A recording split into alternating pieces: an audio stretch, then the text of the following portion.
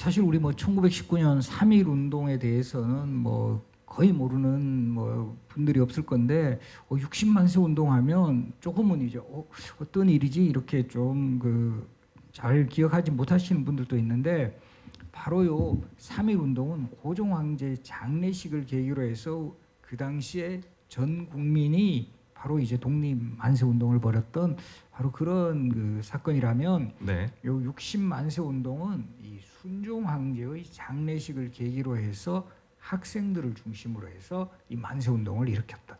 어떻게 보면 우리 역사적으로 보면 3.1 그 독립 만세 운동의 그 정신을 계승하고 또 이 60만세 운동을 계기로 해서 우리 또 아마 많은 분들 아실 건데요. 1929년 11월 3일에 일어나는 광주 학생 운동에 또 큰 영향을 주면서 우리 그 독립 만세 운동에 아주 그 중요한 그 어떤 그 사건으로 기억되는 그날 6월 10일에 있었던 만세 운동을 일컬어서 60만세 운동이라고 합니다.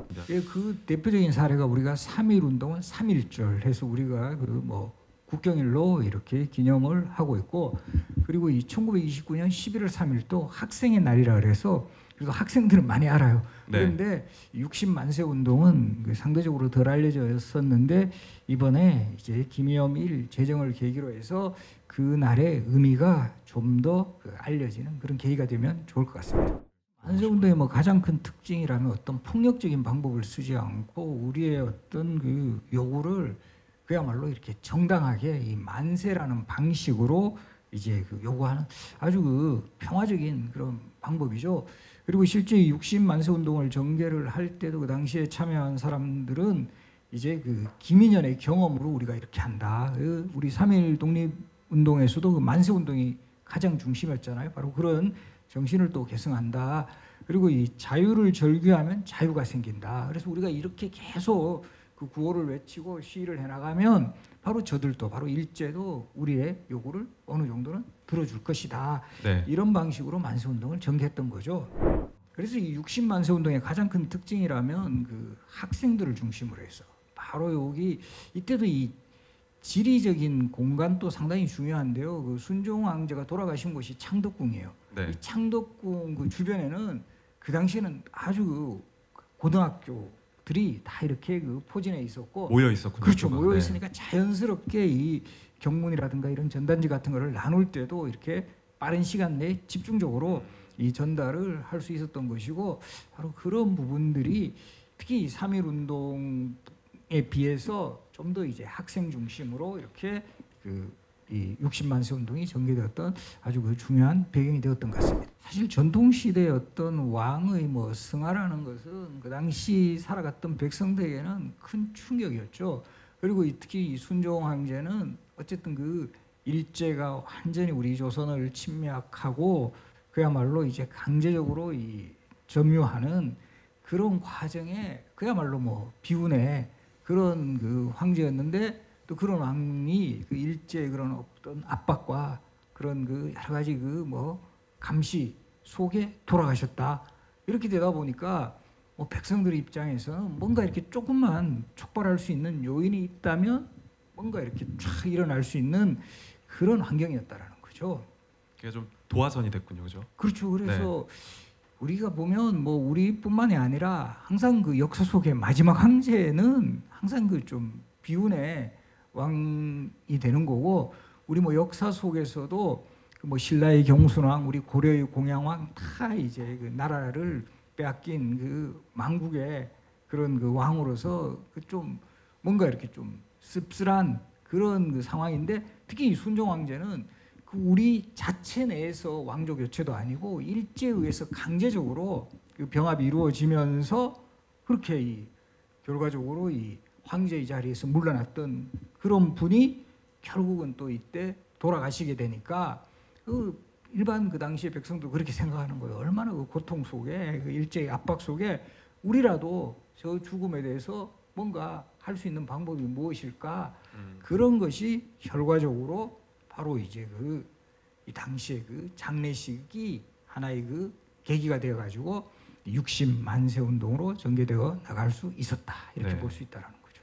그하고 사실 과정이 되게 좀 닮아 있는 부분도 있어요. 이 순종 왕제의 또 장례식에 그때 그래서 여기에서는 사실 3.1 운동보다는 규모가 적을 수밖에 없었던 또 하나의 요인은 일제도 대비를 한다라는 거죠. 3.1 운동의 일제도 이렇게 그 큰 저항 운동에 부닥쳤으니까 네. 아주 그 경계도 삼엄하고 요즘 표현을 하면 예비 검속도 하고 이러다 보니까 근데 이 중요한 것은 그런 삼엄한 경비 속에서도 결과적으로 만세 운동을 전개했다라는 거 이거 자체는 또 우리가 아주 그 크게 이제 의미를 두어야 된다는 거죠.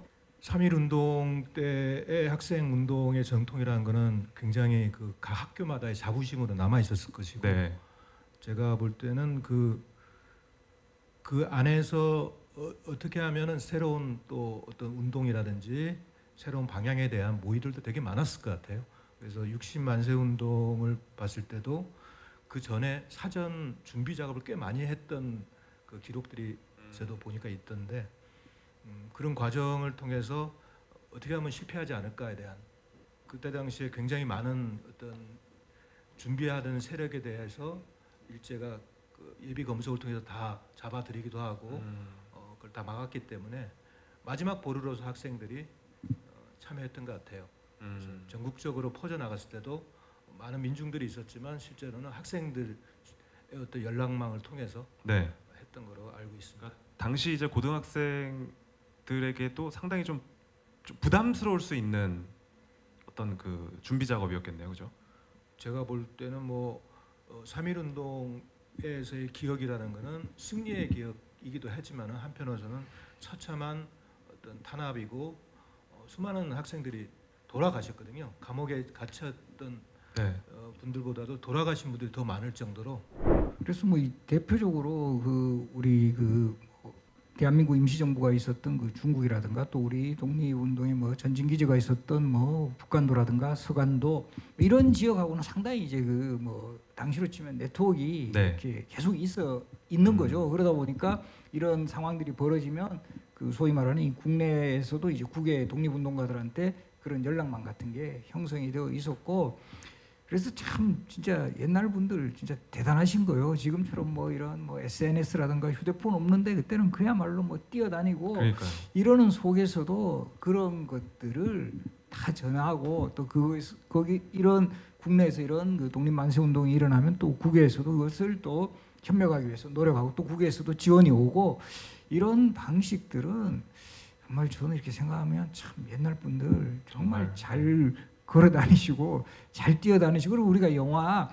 이런 그 뭐 암살이라든가 밀정 같은 영화에서 약간 그런 장면 나오잖아요. 물론 거기에는 뭐 기차도 타고 다니시고 이러는데 그런 걸 통해 가지고 이 중요한 것 중에 하나가 이 독립운동이 계속 이 국내에서만 이루어지는 상황이 아니라 뭐 이런 중국이라든가 또 멀리에는 저 해외 미국 지역까지 이러면서 이게 계속 이런 흐름들이 그것이 결과적으로 보면 그 큰 힘.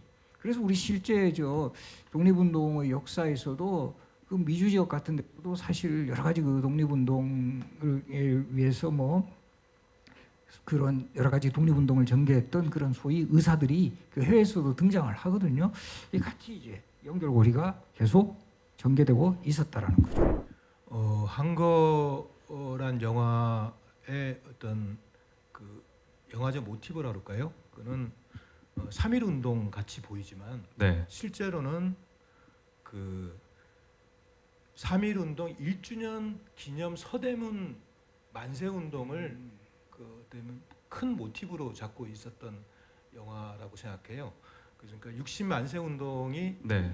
3.1 운동 만세 운동의 어떤 뒤에 있는 어떤 그 계속 이어지는 어떤 투쟁 어떤 흐름이라고 친다면은 어떻게 그런 아까 말씀드렸던 1919년에 3.1 운동에서의 그 대학살 같은 일이 벌어졌는데 그 와중에서 많은 사람들이 겁을 먹고 조심해라 이제는 뭐 큰일 난다 했던 시대에 1년 뒤에 감옥에서 만세가 시작돼서 서대문 감옥 그 당시 경성 감옥이라는 곳에서 시작돼서 서대문 통으로 퍼져 나갔지만 그거 자체가 이제 또 엄청난 탄압을 받았죠.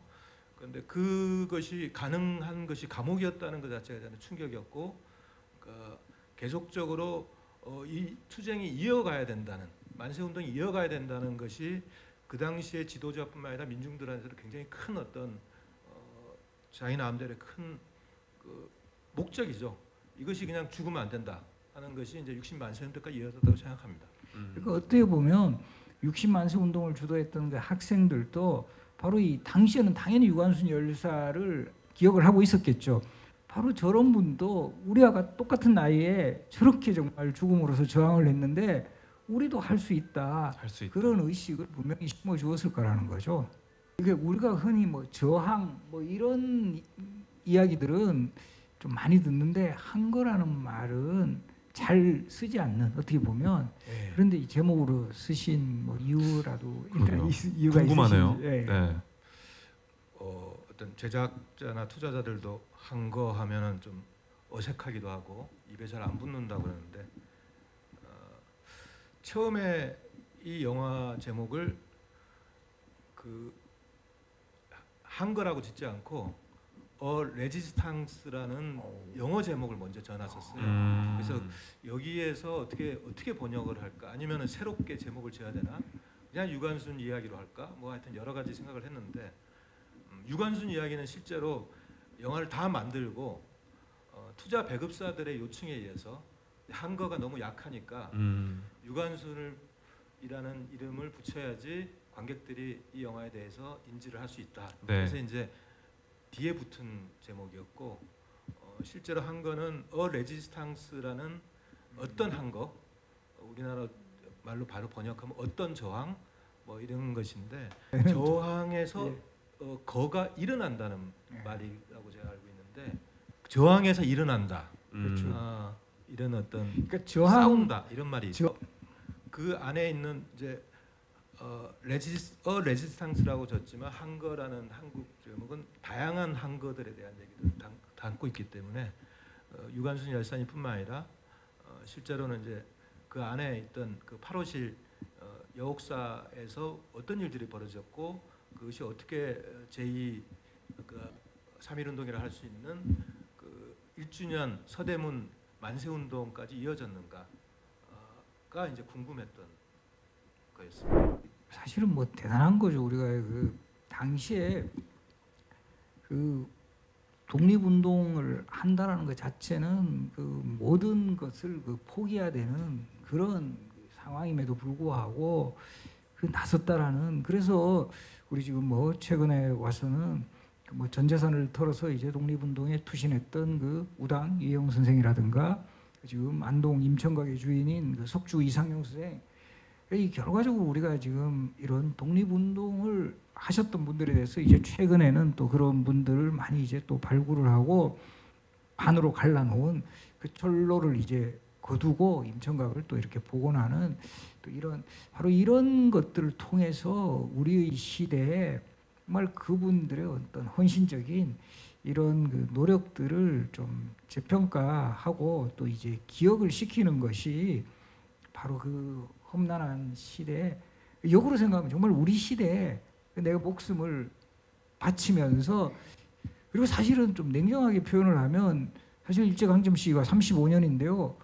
그래서 사실은 그 뭐 소위 뭐 변절하고 좌절했던 그런 지식인들도 많았어요. 근데 끝까지 독립운동을 해나갔던 분들에 대해서는 우리가 그 뭔가 이렇게 좀 그 예우도 하고 또 저는 제일 그 좋은 방법 중에 하나가 물론 우리 뭐 국가보훈처에서도 많은 그런 노력들을 하고 있지만 네. 관련 뭐 유적지에 대해서 좀 더 기억하게 하는 그래서 뭐 대표적으로 60만세 운동도 이렇게 아주 그 크게 시위가 일어났던 현장이 뭐 지금의 종로 상가의 단성사 부근이거든요.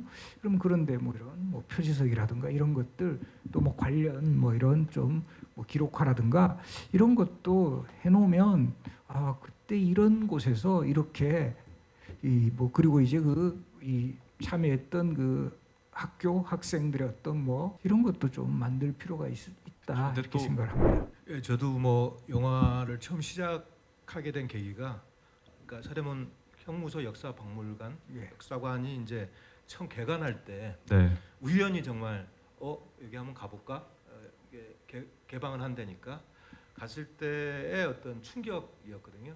그러니까 그 당시에 큰 걸개 그림이 유관순 열사님 걸개 그림이 딱 붙어 있었는데 여옥사를 처음으로 이제 복원을 해서 그 안에 개방을 하면서 그 얼굴을 보면서 어떻게 저렇게 17살밖에 안 된 소녀의 눈빛이 저런 눈빛을 가지고 저런 이제 항거자의 눈빛, 나는 절대 굴하지 않고 너희들을 더 불쌍하게 여긴다 하는 식으로 일본 그 사진을 찍는 사람을 봤을 거 아니에요. 네. 그 눈빛을 보면서 그게 궁금했었어요. 뭐 동학 농민 영화 기획 전에요. 예, 의병 운동까지 엄청난 그 저항과 항거 속에서 수많은 고난을 당한 그 어떤 이웃과 소식을 다 들었을 텐데도 그런데도 그것을 이어서 계속 싸움을 했다는 것, 죽음을 건다는 것은 참 보통 일이 아닌데 그러면 어떤 마음에서 시작했습니다. 자, 오늘 역사다방 여기서 마무리하겠습니다. 함께해 주신 세 분 고맙습니다. 감사합니다. 네, 고맙습니다. 고맙습니다.